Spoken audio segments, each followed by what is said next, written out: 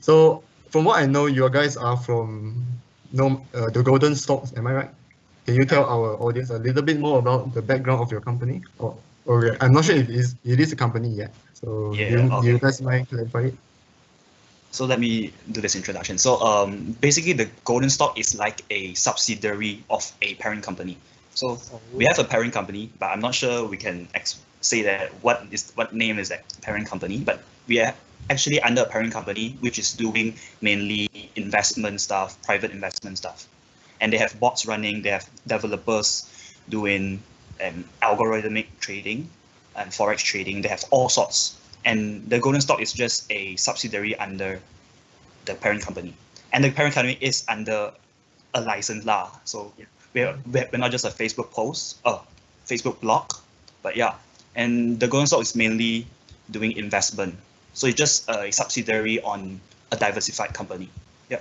Yeah, so you can say that like our parents' company is more like technology, in investment technology, and then our side, which is the Golden Stock, is more towards education.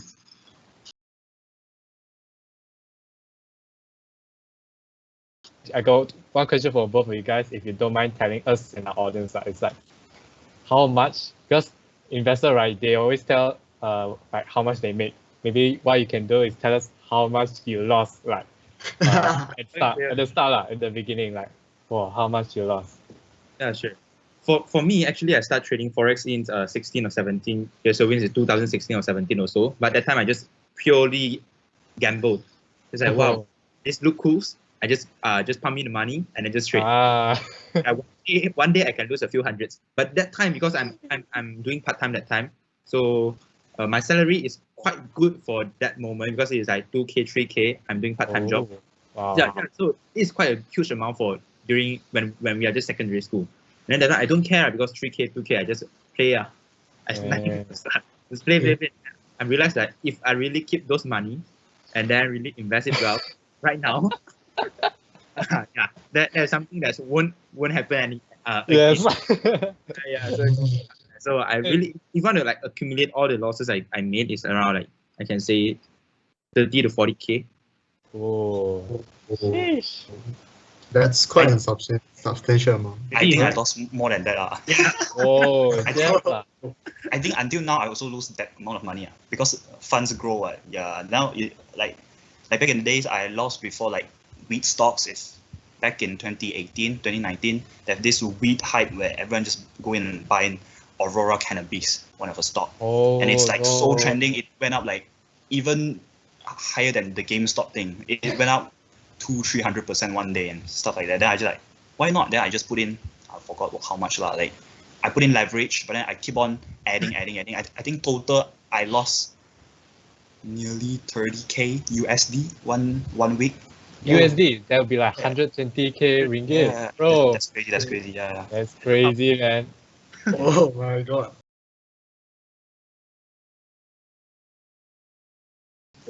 Yes, actually for me, there's no fundamental behind the blockchain. It's not I mean behind the cryptocurrency. The firstly depends on what cryptocurrency you are investing. Let's say the most hottest right now is Dogecoin. Behind the Dogecoin, actually, there's nothing. There's no fundamental at all. Ethereum, yes. I think for Ethereum, yes, because Ethereum technology, the blockchain technology actually can build a lot of things. You guys can go and search NFT or also OpenSea, or something on that is all about. I think Lucas know it, right? And probably you guys know it for sure. Yeah. These kind of things is all the technology that can work behind it. So if anything's come out, they need to have the function of it. Let's say Bitcoin, they can go for halving, like act as a gold. Then for Ethereum, actually, it's like kind of act as a oil at commodities. Why I say oil is because it have a lot of function and features is going on behind all the blockchain. So basically, what we say is like, I don't think there is like fundamentals as in like stocks, right? Of course, you don't have balance sheets to look at. You don't have profits, net profits. You don't have all that. But then it all comes to how useful it is. So for example, Yeah. just now Wayne does mention that Bitcoin, it acts as like a goal because it is limited, and if you mine until like one day, but I think it's like a few thousand years later until one day it will be fully mined. So it's like a limited edition thing. It's limited resource, and this kind of commodities, but it's not a commodity lah. But then if this kind of characteristic on an investment is hedged against inflation. For example, NFT, right? So Ethereum, you can develop your own NFT, but what happens to Ether, the coin? Because you need the coin to buy NFTs as well, right? It makes sense, yeah. For example, they have a collaboration with Ubisoft on in-game items. So you use Ethereum to buy in-game items, right? Yeah, that's how it benefits the coin because the demand drives the thing up. Because you want to buy an NFT, you need to have Ethereum.